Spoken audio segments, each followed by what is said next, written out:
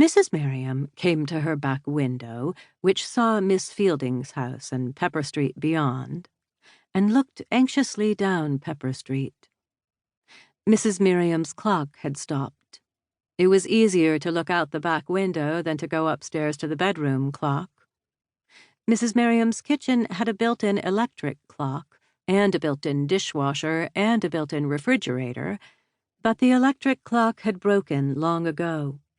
And when the refrigerator broke and the electrician came to fix it, Mrs. Merriam could have him fix the clock.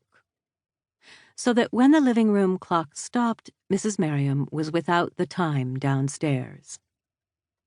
At 3:15, Mrs. Merriam had gone back to her sewing, but she heard the children coming up Pepper Street. They came from Winslow Road, from the school, and they came past the vacant lots first, and then down past the Ransom Joneses on one side and the Perlmans on the other. Marilyn Perlman, however, was always home last, because she left the school a few minutes after everyone else and walked home alone.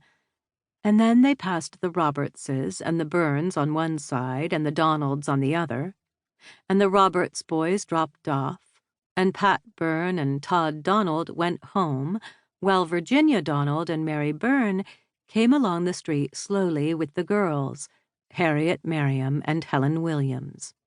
And the girls stood on the corner of Pepper and Cortez and talked, while the boys went home to leave their jackets and receive from their mothers an apple or a piece of cake, or, in the case of Pat Byrne, a glass of milk and 2 graham crackers.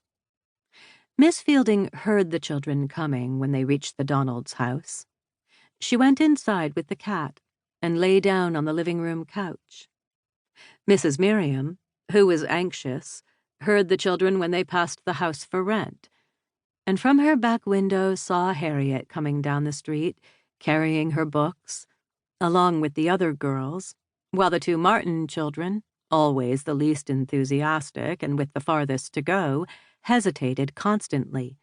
George outside the Desmond house till Johnny Desmond put his head out of the kitchen window and said, "Go on home, Martin," and Hallie, who was only 9, around the group of girls on the corner, trying artfully to get a word into the conversation, until the group broke up and Hallie came tagging up Cortez Road with Harriet. Mrs. Merriam prevented herself from going to the door to meet Harriet. She sat in the long, light living room with the basket of sewing on the floor beside her, unaware that with her tall, thin body silhouetted against the big window, and her narrow, severe head bent slightly to the sewing, she looked bleak and menacing after the cheerful sunlight outside. She heard Harriet say, "Bye, Hallie," and come noisily up the front steps and open the door with a crash. Mrs. Merriam kept her eyes down on her sewing. Harriet would know she was offended. She heard Harriet's steps in the hall, and then the hesitation that would be Harriet in the living room doorway, recognizing that her mother was offended. "I'm home, Mother," Harriet said. "No more school till September." It was her nervous voice, trailing off at the end of the sentence with a little giggle. Harriet was a big girl, large-boned and stout, and Mrs. Merriam braided Harriet's hair every morning and dressed her in bright colors.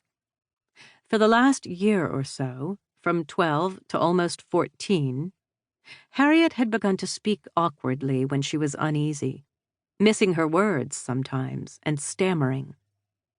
Mrs. Merriam thought of it as Harriet's nervous voice, and it made her own voice even more precise.